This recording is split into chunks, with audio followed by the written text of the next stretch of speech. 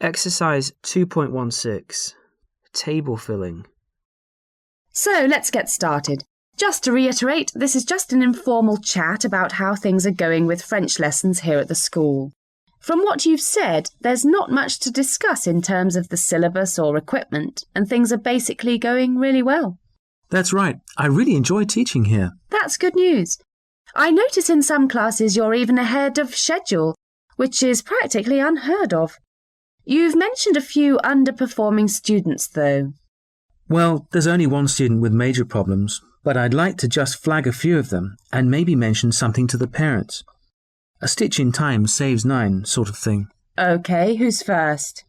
I'll take them in class order. 2B, Brian Jones. He's a strange sort of guy, not bad at all, and his results put him up there in the top 10% of the class.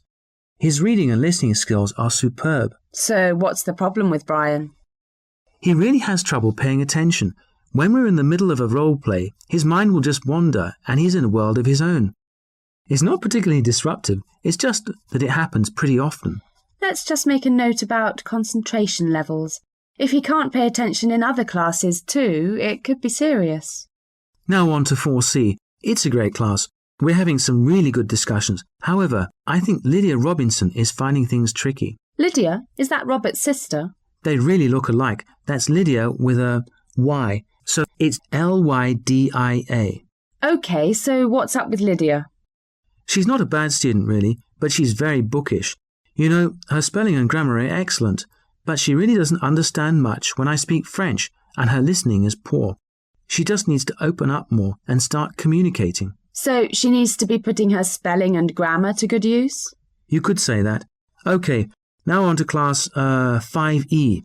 Jemima Ragg is doing well in her written work, and her vocabulary is probably the best in class. Yes, I've taught 5E. Jemima seemed OK.